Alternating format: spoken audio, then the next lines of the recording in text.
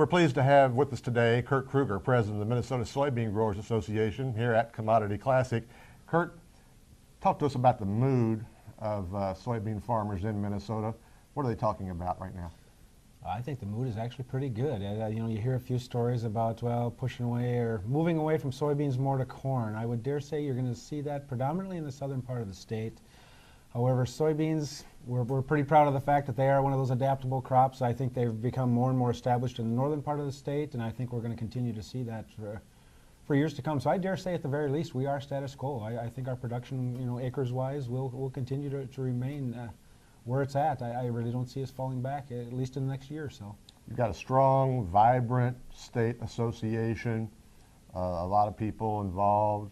What are your goals for the Minnesota Soybean Growers Association in calendar 2012?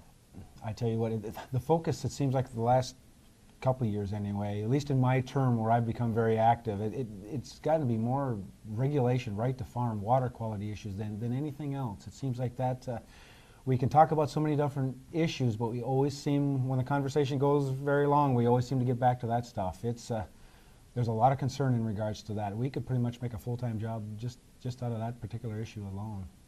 So, give me some examples of what in particular they're talking about in that area. Okay, well, the one I mentioned has to do with the water quality. Okay. I mean, here we are, state of Minnesota. We've got the Mississippi running south. We've got the Red River running north.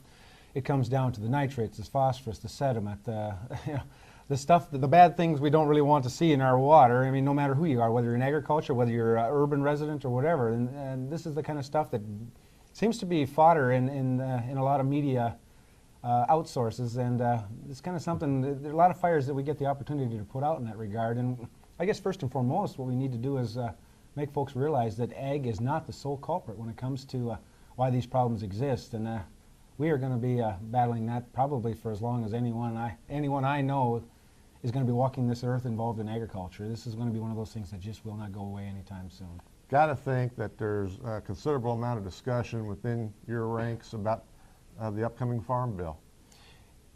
Absolutely. That happens to be one of those, when we're talking about regulation, right to farm, we get back to the Farm Bill. And yeah, this Farm Bill, the way things are going, it's certainly not going to be any less complicated than any previous Farm Bill we've dared to address in previous go-arounds. This one seems to be every bit as much as complicated, and likely, for all practical matters, I don't see anything taking place in 2012 as much as we like to see it. But we spend so much time, as far as our national legislators, dealing with budget, and I can understand why. It's a mess. So agriculture seems to be a pretty good target in regard to that, to kind of as far as where they need to cut. But I dare say, I would dare compare our entire United States budget to a farm budget. I mean, if you got problems on the farm, why would you want to spend a lot of time figuring out, well, if I had just saved, that extra 36 cents on the nut and bolt I bought at the hardware store, as opposed to, geez, I spent $100,000 on fertilizer, $200,000 on seed, or what have you. I mean, those should be the big focus, the big ticket items. I think I dare say our government could do themselves a big favor just by focusing on the main priority items, and agriculture for what it is, that minute part of that budget. It seems to get a lot of focus, and I don't know what to say. I just wish it was otherwise. What is MSGA policy regarding the safety net? Where's your policy right now on the Farm Bill? Crop insurance is probably the biggest thing right now. I guess when we start talking about direct payments, we don't spend a lot of time in regards to that, because I guess we've maybe succumbed to the idea that there's probably not a lot of defense mechanisms left right now, considering, the folks are seeing $12 soybeans, $6 corn, $8 wheat, and as far as the direct payment. Wait, time out. Am I going off on something? No. Just think about what you said. Folks are seeing $12 soybeans, $6 wheat, or $6 corn. I mean, those kinds of prices. We wouldn't have to go back too many years, a decade, 15 years. If you were to say that, people would have said, well, you need to have your head examined. You're probably right. I would dare say we probably do need our head examined in a lot of regards. But I tell you what, when it comes to that income, it looks very impressive. But I tell you what, those expenses have ratcheted up right along with it. It's just an entirely different scale we've been dealing with.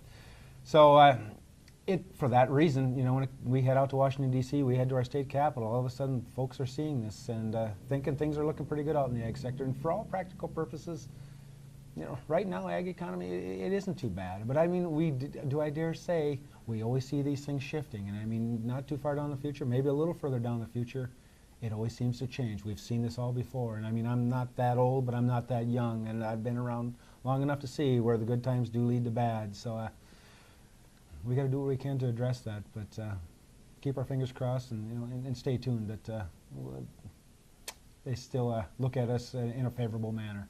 Kurt Krueger is president of the Minnesota Soybean Growers Association. Kurt, thank you so much for stopping Absolutely. by. For Agri-Pulse, I'm Stuart Doan reporting.